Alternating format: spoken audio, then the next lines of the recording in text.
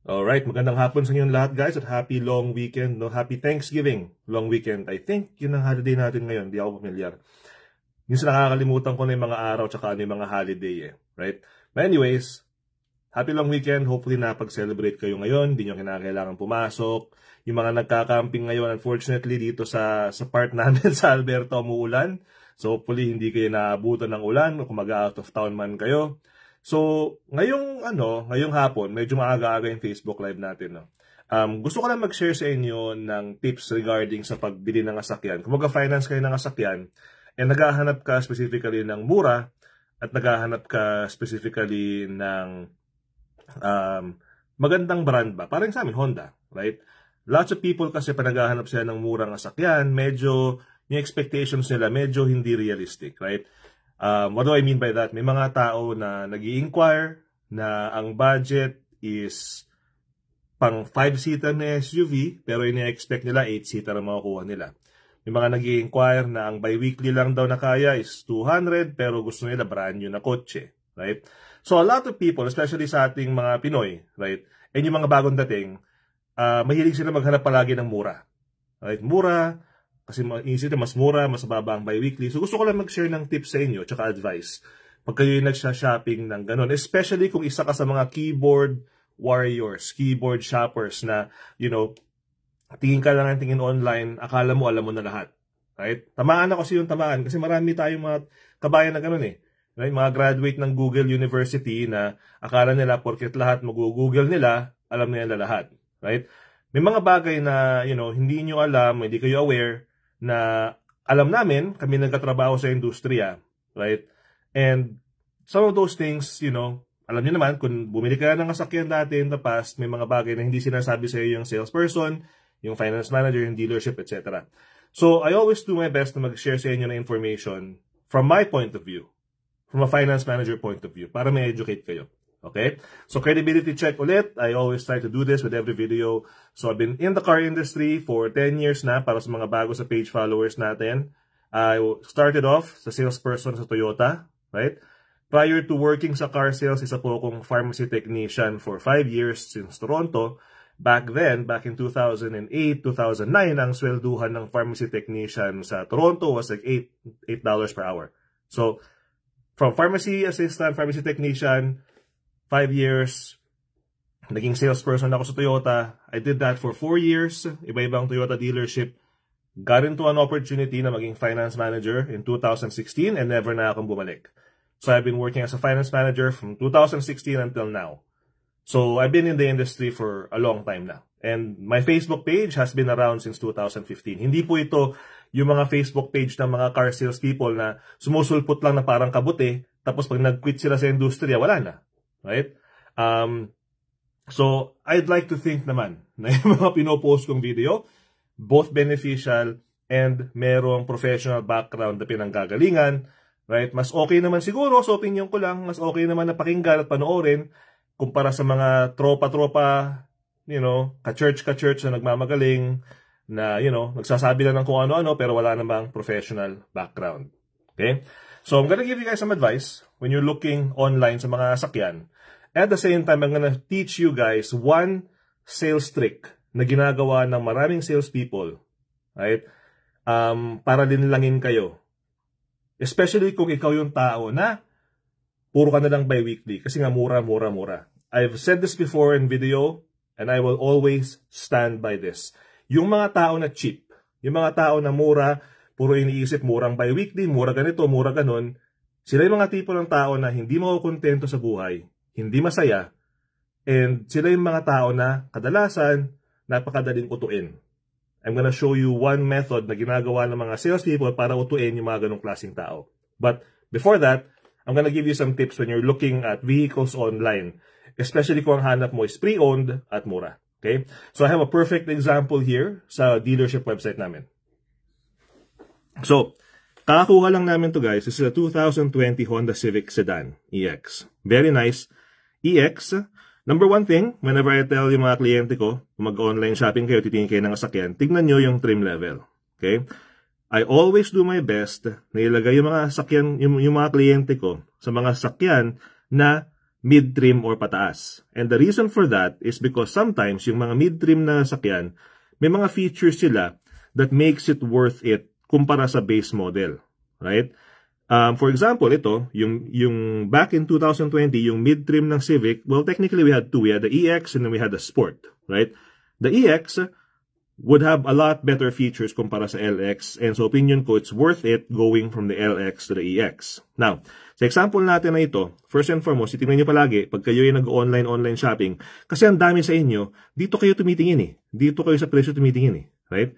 Tapos ang ginagawa ng iba, right? Ang ginagawa ng, actually, hindi ng iba, ang ginagawa ng karamihan is kinukuha nyo yung number na yan, tapos dinidivide nyo in 7 years. Dinidivide nyo in 5 years. So, mali yung ganong approach. Hindi ko lang makita kung nasan ko linagay yung aking calculator. Ayun pala. Teka lang ha. Ito pala guys, pakita ko lang sa inyo. Regalo sa akin ng mga clients ko over the years.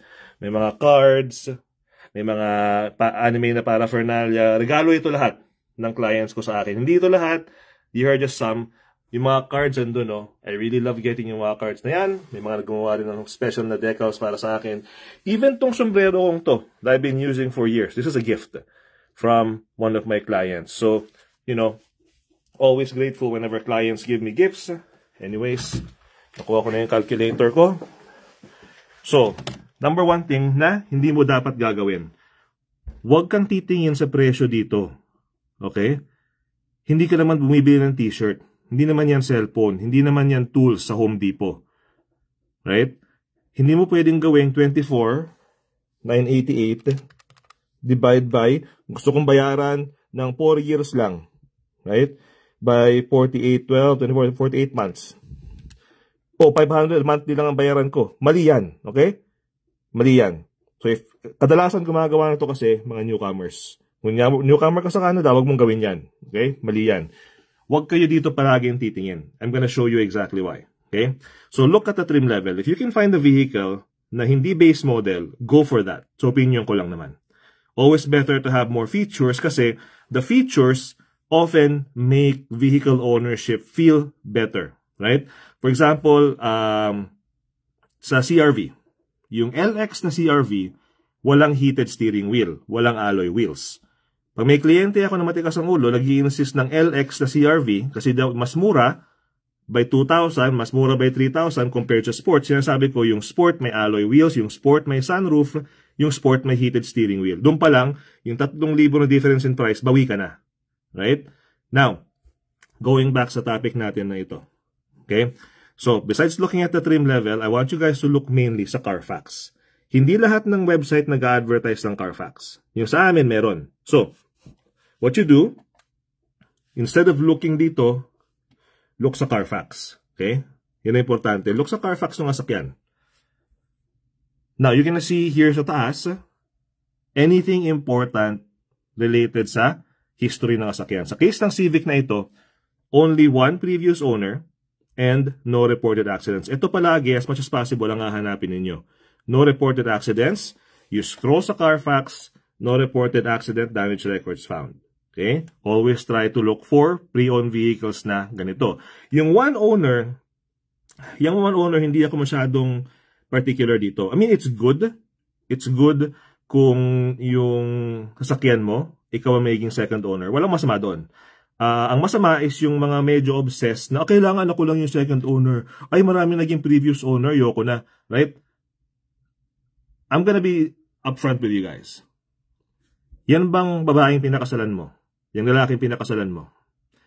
You think ikaw ang first jowa niyan? Ikaw ang second jowa niyan? Malamang maraming naging jowa yan before kayo nagpakasal. O maraming naging best friends with benefits yan before kayo nagpakasal. So don't focus too much on this whole aspect na, oh, gusto ko one owner before lang. It's good kung ganun. Pero dito ka mag-focus. No reported accidents. Okay? So, itong Carfax na ito, may kita mo to online. Ma-access mo to sa dealership namin. Okay? Another thing that you guys should look at when you're looking at pre-owned vehicles, if you have access sa Carfax, is ito, service records. This is the reason why, sinasabi ko sa mga kliyente ko, as much as possible, kung ang sasakyan ninyo ay meron pang warranty first and foremost, or malapit ka sa isang Honda dealership, try mong dalihin sa mismong Honda. Kasi, ang Honda na dealership, Honda na service department, nagre-report sa Carfax. What do I mean by that? Every time nagpapaservice, yung dating may-ari nito, sa dealership namin, nire-report namin sa Carfax. So, ang nangyayari, yung next buyer, meron siya ngayong detailed information. Uy, nakikita niya na well-maintained ng dating may-ari yung sasakyan. Right? Now, I'm not saying na kung wala kayong makitang ganito, hindi na well-maintained. Sinasabi ko lang, from a visual standpoint, as a buyer, di ba mas maganda na makikita mo if the vehicle was frequently serviced kaysa wala. Di ba? And luckily for you guys, karamihan ng kliyente namin dito sa Wheaton Honda, right? Karamihan ng mga used vehicles namin, ang mga previous owners sa amin nagpapaservice. So, meron kaming mga service record talaga. Right? Gaya nga sabi ko, hindi ako nagpapakita sa Facebook Live ko ng mga sakyan na personally masasabi ko hindi maganda. Right? There's a reason why ginamit ko itong sasakyan na to as an example. Saan ba napunta? Ayun. There's a reason why ginamit ko to as an example. Kasi magandang unit siya. And kung ikaw ay nanonood, naghahanap ka ng affordable na pangsimulang sasakyan na sedan, this is a good option to consider. Okay? Now, aside from the Carfax, of course, record history and all that stuff, the next thing na titignan na marami sa inyo kasi is yung presyo na. Right? And then yung edad. Uy, 2020. Right? Okay pa to. Now, I want to establish din kasi sa mga kabayan natin na bago pa lang sa Canada. Okay? Remind ko lang kayo na ang mga tao po sa Canada, kapag nagpapalit po sila ng sasakyan, hindi ibig sabihin sira yung dating sasakyan. Meron kasi kayong dinadalang prevalent na mentality na sa Pinas na kapag used or pre-owned yung sasakyan, iniisip ninyo basura, iniisip ninyo maraming problema. One of the many reasons why I always tell newcomers hindi parehas ng Pilipinas ang Canada. Dito, ang mga tao nagpapalit ng sasakyan based on wants, based on family needs. Hindi natin hinihintay na magkasira-sira ang sasakyan bago natin palitan. Right? In most cases. So, hindi dahil nakakita kayo ng pre-owned na 2020, ibig sabihin, binasura ito ng dating may-ari, hindi ito maganda. Ibig sabihin lang nito, yung dating may-ari, right, maaari na nagpalit lang siya ng sasakyan dahil gusto niya. Maybe hindi na sila kasya sa Civic, kaya nag-CRV sila. Right? Yung mga ganong klaseng dahilan, mas common. Matakot kayo sa ganong klaseng reasoning ninyo kung ang binibili ninyo ay mga Kijiji tsaka Facebook Marketplace na sasakyan. Yun, kadalasan, nasa Facebook Marketplace sila, nasa Kijiji sila, kasi may problema na yan. Gusto nang i-dispatch siya ng dating may-ari. Doon kayo maging mas conscious. Pero dito, hindi dahil 2020 model siya, kasi merong sa inyo iniisip, uy, bago pa 2020. Remind ko lang kayo, 2020 was 5 years ago. So, sa isip mo, kasi nga, kung galing ka ng Pilipinas, baka sanay kang mag-drive ng mga 1999, 2005 na kotse, yun sa definition mo ang luma. Dito sa Canada, hindi ganun. Right? Dito, 5 years old na ito. Right? And for a lot of people, medyo luma na ito. Okay? So, isipin mo rin yung ganun. Now, going sa price nito. Right? So, iniisip na marami, okay, nakita ko, $25,000 lang. Right? Magkano ko yung finance to? Right? 2020, baka mura pa ang bi-weekly nito. So, a lot of people would automatically assume na pwede mong i-finance to ng 84 months. Kasi yun talaga, most cases, pinakamahaba na amortization term sa Canada is 84 months. Merong 96 months, pero usually that's only for brand new vehicles. And kailangan excellent ang credit mo. Okay? For most people, 84 months. So, iniisip mo ngayon, uy, mura ito kasi pwede kong i-finance ng ng 84 months. Well, I'm gonna show you guys. Okay, I'm gonna show you. Kasi alam ko may mga tao na nag-message na gano'n sa akin eh. Kadalasan lalaki. Kadalasan mga lalaki. Mga may tigas sa ulo na lalaki. Mag-ask sila for 2017, 2018, 2019 na model ng sasakyan. And I always ask them, bakit ganun kaluma? O kasi mura, kasi ganito, kasi ganun. Right? Ganun lagi ang reason nila, mura. Pero ang mura naman sa isip nila is mura na bi-weekly payment. Kasi hindi mo naman babayaran ito isang bagsakan eh. Right? Nakita ko lang sa inyo. So we're gonna take yung VIN number nito sa Carfax niya. Okay? We're gonna use yung approval ng isang kliyente ko dito. I'm gonna turn the camera away for a sec just to make sure na hindi mo makita yung information niya. Okay. So, let's put the VIN number here.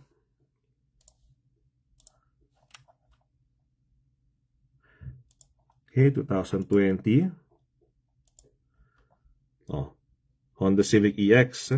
And it was 97,000 kilometers, 98,000 kilometers. Tingnan natin. Okay. Ibahin natin yung presyo dito. So, 24,998.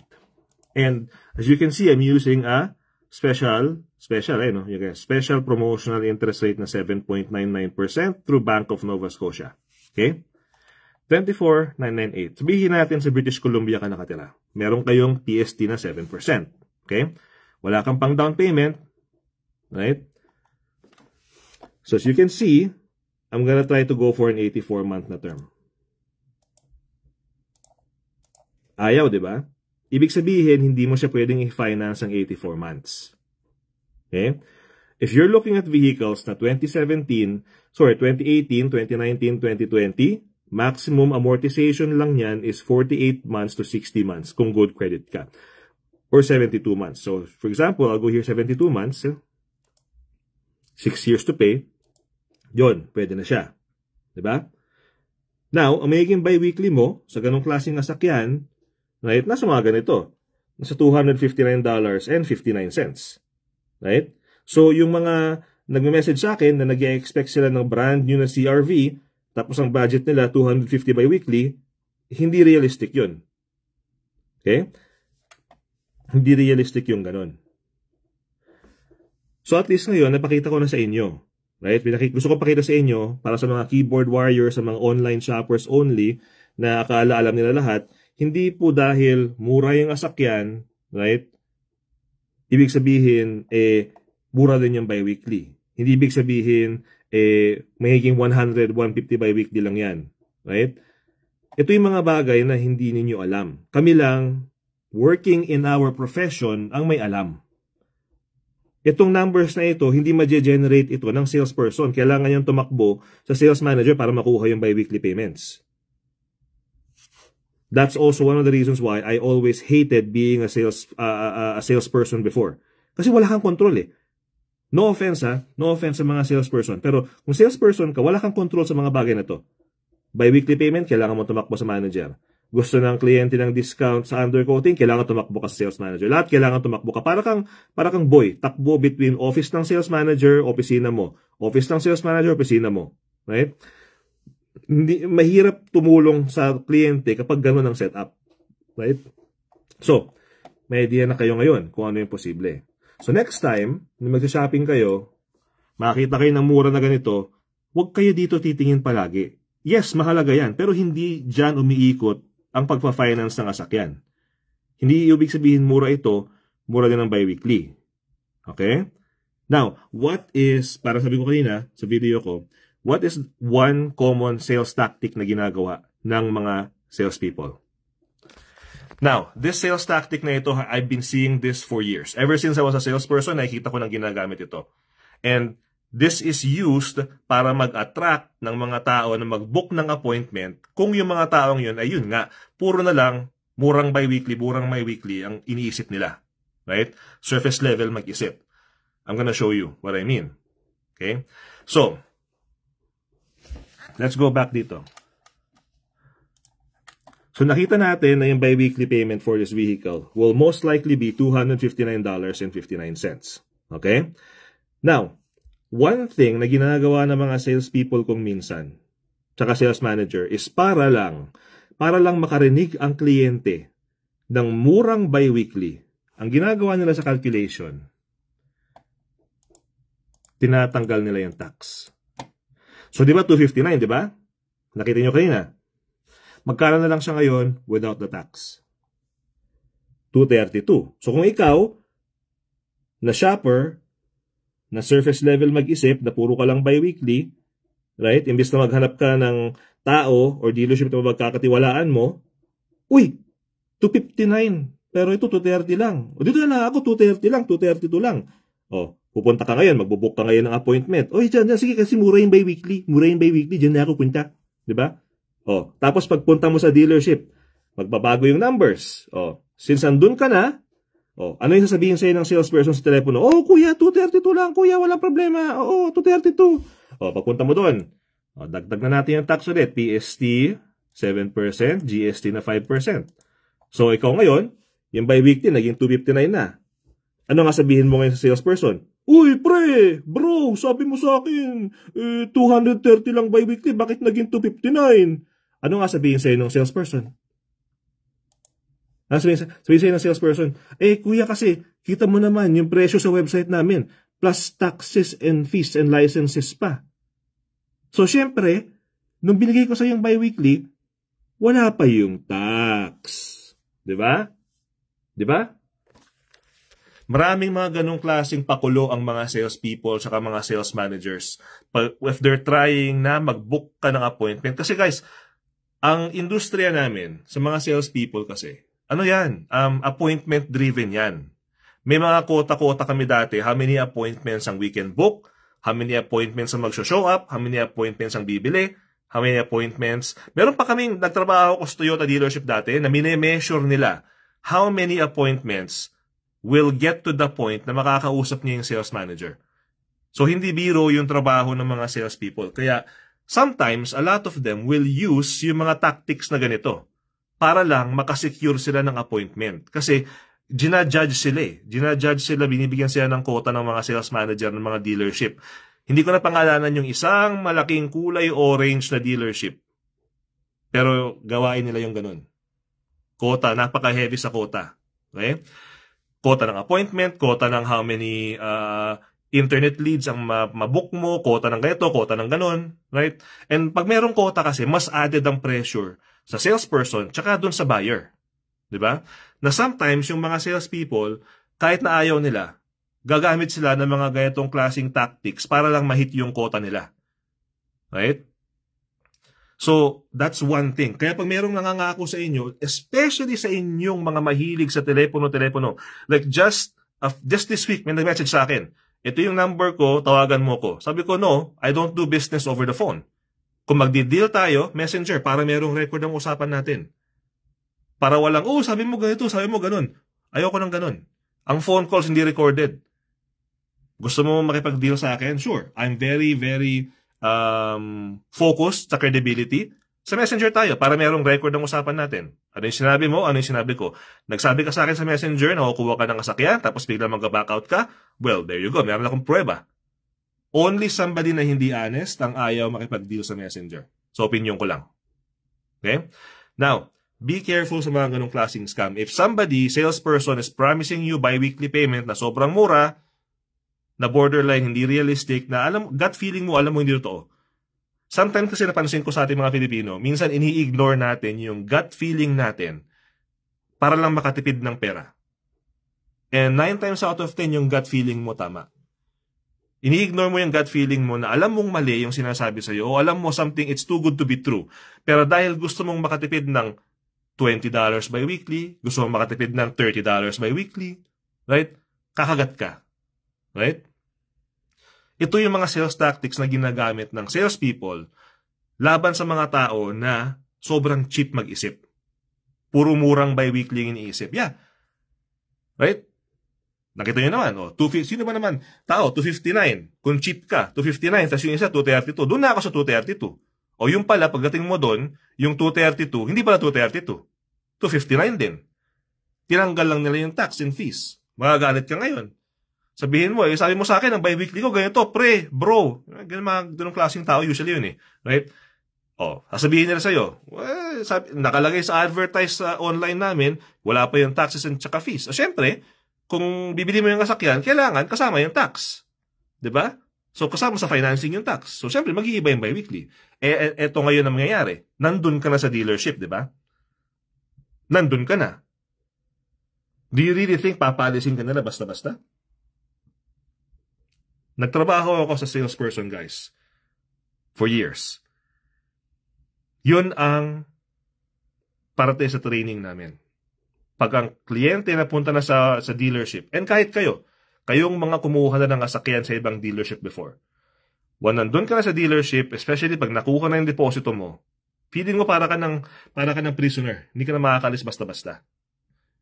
Ang goal talaga is pumunta ka lang sa opisina. Pumunta ka lang sa dealership, mag-appointment ka. And then from there, syempre, they are trained to sell, they will sell. And again, walang masama doon. Walang masama na gawin ng isang tao ang trabaho niya. The same way for me, when I tell people, hindi kita bibigyan ng bi-weekly payment, hindi tayo maglalaro ng penge quote, unless meron akong loan pre-approval para sa'yo. Right? I can do that. That's how I do my job. Right? Same thing din sa kanila. If, for them, yun ang approach nila, dahil nga desperado sila na mag-book ka ng appointment, yun ang gagawin nila. So, wag kasi palagi, point ng video guys, when you're doing online shopping, tingin-tingin ng asakyan, inquire, wag palagi kayong titingin sa presyo ng asakyan. Kasi I'm telling you right now, pagpatak mo, pagdating mo sa akin sa finance, paglabas mo ng dealership, mag-iiba ang numbers sa iyong bill of sale. Unless sa akin ka kumuha. Kasi yung mga kliyente ko, alam nila hindi ako ganun. Pero since ayaw mong kumuha sa akin, dahil masyadong malayo Alberta, nayayabangan ka, gusto mo doon kasi nahihiya ka kay tropa mo, sabi ng tropa mo, pumunta ka doon sa kabasketballan nila. Daming ganun Pilipino eh. Dito sa Edmonton pa lang, ang dami ng ganun eh. Ay, gusto ko sanang kumuha sa iyo, kaso sabi ni kumpare, dito lang daw ako eh. You know, nahihiya naman ako. You know? Right? Then, problema mo na yun. You have to be on the guard, be on the lookout for yourself. Diba? But, again,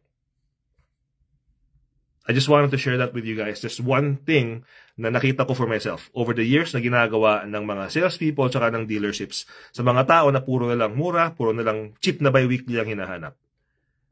So hopefully meron kayo napulot na tips sa video ko for today. Wala kayo masyadong nakuha na bagong inventory sa pre-owned eh. I also want to elaborate din pala, nung pinost ko kahapon, no? So yes, wala nang parating na 2025 Honda Pilots. The reason why that is important is because I want my page followers na kumuha ng 2025 na Pilot para ma-take advantage ninyo yung mas mababang interest rate. Okay? Kasi right now, ang promotional interest rate ng mga bangko for brand new vehicles is 6.9%. Okay? Yung Pilot, kung excellent credit ka, 2025 remaining Honda Pilot models, 4.98. So 2% na difference in interest rate din yun. Kung magka-qualify ka for that promo, why not, di ba? As long as pasok sa budget mo. That's why I've been aggressively pushing yung Pilot, as you guys have seen. I want to get my clients into brand new na Pilots if their credit is worthy to earn that promotional interest rate. Okay? Otherwise, the only other vehicles na merong promotional interest rate right now, 2025 Ridgeline has a 4.99% interest rate, and the 2026 Honda HR-V, I believe, has 5.99.